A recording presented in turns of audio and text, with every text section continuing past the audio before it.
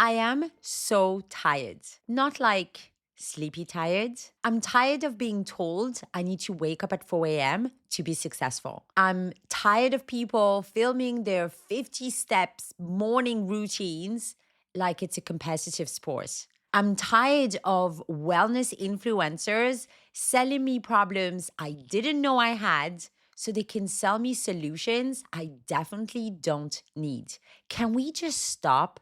So today I'm sharing my hit list, my Christmas list. 5 wellness trends that need to die in 2026.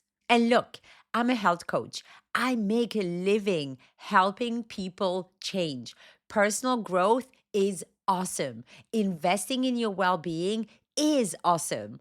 But somewhere along the way, we turned taking care of yourself into a performance, one that requires a 5 a.m. alarm, a supplement stack, and a tolerance for feeling like you're never doing it right, feeling like you're never quite enough. So, yes, I am so done with that. So, today I'm calling it out.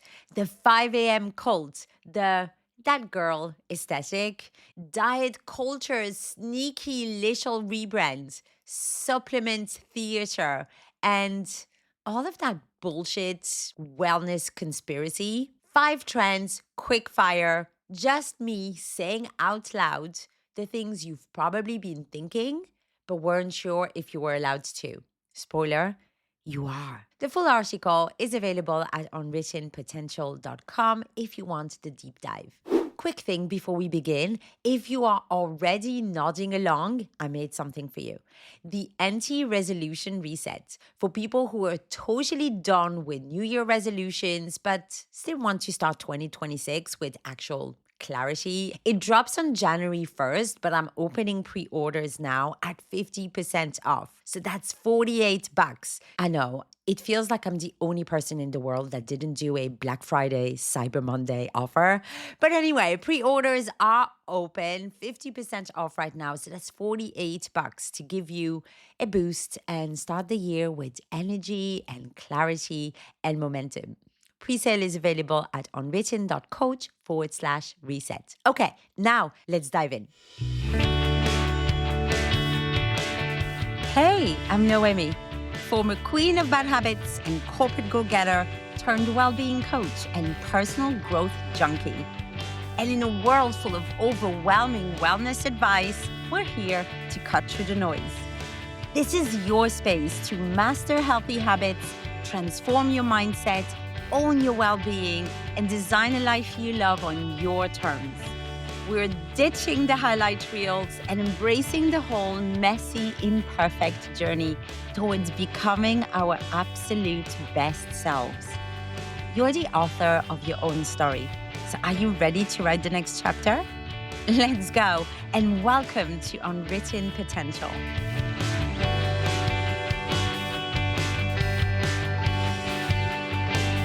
Hello, my friends, and welcome to Unwritten Potential with me, Noemi. I am so happy that you're here for my Christmas hit list. Here we go. Okay, first up, the 5 a.m. morning routine cult. Apparently, Mark Wahlberg, the actor, wakes up at 2:30 a.m.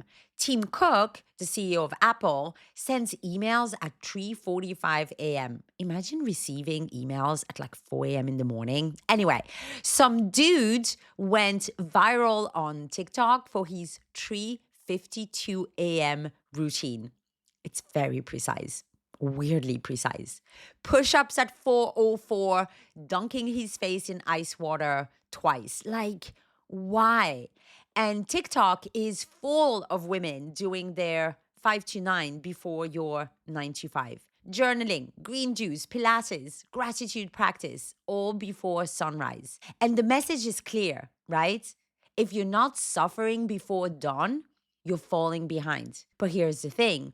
There's zero evidence that waking up at 5 a.m. makes you more successful. I haven't seen it. Send it to me if you have it, but I haven't seen it. Zero. You know what there is tons of evidence for? Consistent sleep, which I was seriously lacking when I tried the 5 a.m. club 2 years ago.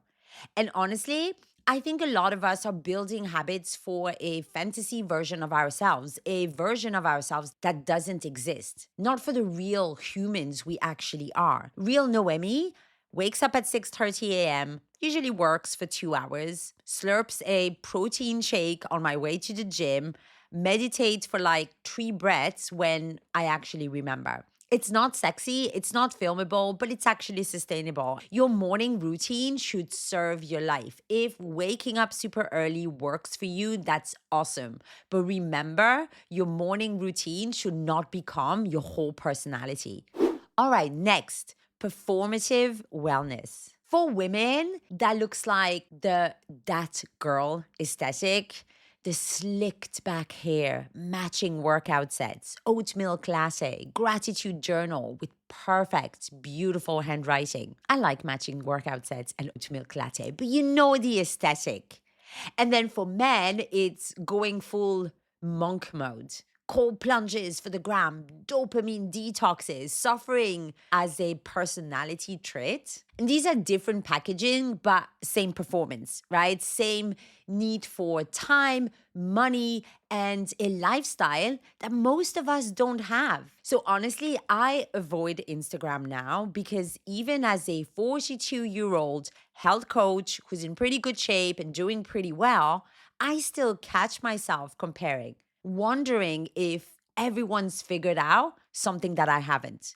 And that's the shadow side, right? Wellness perfectionism, the guilt when you skip the meditation, the shame when you break your fast early, the quiet failure when your Sunday doesn't look like a Pinterest board. Wellness has become another thing we can fail at. Like, how is that wellness? Real self care is boring. Boring as fuck. Going to bed on time, saying no, leaving the party early, eating the fucking carbs. The stuff no one films because it's super dull.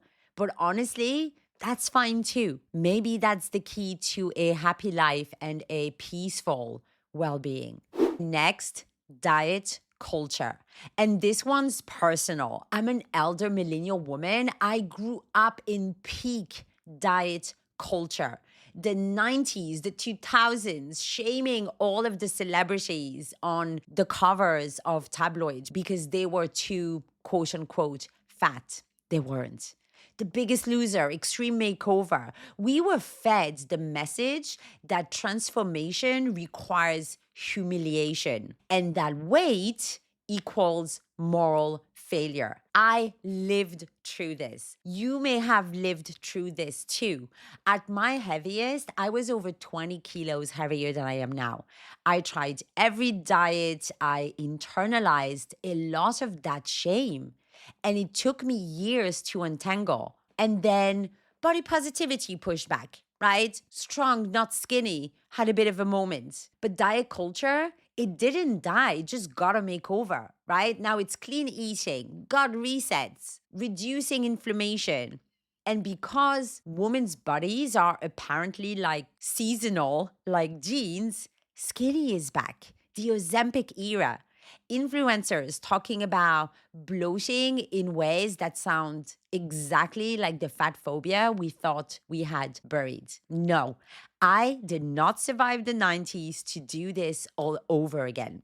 Okay, number 4, the supplement theater. Do you know this chap, Brian Johnson? He's like this billionaire and he spends $2 million a year trying not to age.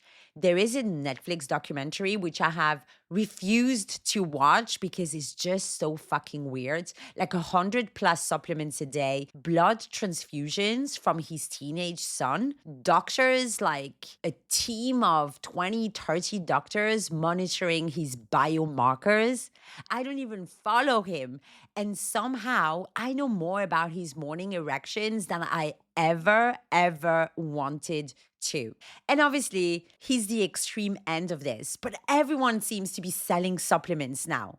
Influencers, podcasters, that girl from your gym with the promo code. Every wellness account has a stack. But here's the truth, most people don't need 20 pills. They need sleep and vegetables and movement. That's actually it. The evidence-based longevity strategies, again, super boring, painfully boring. Don't smoke, eat vegetables, move, sleep, drink water, have some friends. That's the list, literally. And I'm not saying there is no place for supplements, but even as a health coach, I can offer information. I would never make recommendations. I'm not qualified. Your PT is not qualified. And that random Instagram account is definitely not qualified. And also, start with the basics. Like before you go and biohack, before you optimize things that don't need optimizing, make sure you start with the basics. And finally, the anti-science rabbit hole. This one doesn't just make me angry, it actually keeps me up at night. Some of my favorite podcasts have become unbearable. What used to be really interesting conversations have turned into platforms for pseudoscience guests making these wild, dumb claims for clicks. Anti-science has also become political, and it always starts the same way. Do your own research, question everything, which sometimes totally valid. Some people feel hopeless because they feel they've been abandoned by traditional medicine. It's very common, even anecdotally. I hear it a lot from my girlfriends. Women often feel hopeless and that they've been abandoned by traditional medicine. But once you get into one of these rabbit holes, the algorithm never stops there, right? And I get why people fall for it. If you felt dismissed by doctors, gaslit by your practitioner, told your symptoms aren't real, and then someone shows up saying, I'll find a real reason you're unwell. That's so compelling. That feels like hope. But the solution is usually pseudoscience with a $500 supplement protocol. And that's not wellness. That's just a different kind of being sold to. Critical thinking is wellness. Questioning the wellness industry itself, that's wellness too.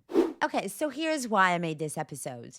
I don't want to be the wellness police and I don't have all of the answers, but I feel like I wanted to get this off my chest and hopefully that resonates with you too, because a lot of us have been quietly feeling like we're doing it wrong. Like everyone else has cracked the code.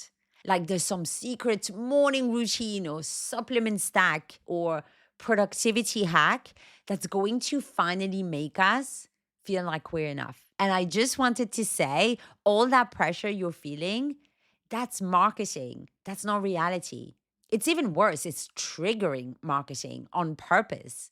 The stuff that actually works, it's boring, it's sustainable, and it's mostly free. It's not some random online influencer who somehow cracked a secret code. And honestly, you already know what you need. That's something that I've noticed with coaching. People don't come to me because they need answers. They come because they need permission to trust the answers they already have. You are the expert of your own life. You're the author of your own story. You have way more wisdom than you realize. So forget what wellness is supposed to look like. What does it actually look like for you? What does it actually feel like for you in your real life with your real constraints? My friend, that is the only question that matters. If you want the full deep dive on all of this, I wrote an article that goes way deeper. Head to unwrittenpotential.com, read it, subscribe, get it in your inbox every single week. And if you're already thinking about 2026, if you are tired of the same January cycle of big goals, life happens, and then quietly giving up by February, the anti-resolution reset is my answer. Clarity before goals, subtraction before addition, figuring out what actually works for you. Pre-order now at unwritten.coach/reset, 50% off until January 1st. That's $48. The link is in the show notes. I hope you will join me. All right, my friend, thank you so much for listening. This has been Unwritten Potential with me, Noemi. And remember, you don't need permission, but just in case you need it, you have it. Boom, permission granted. See you next week.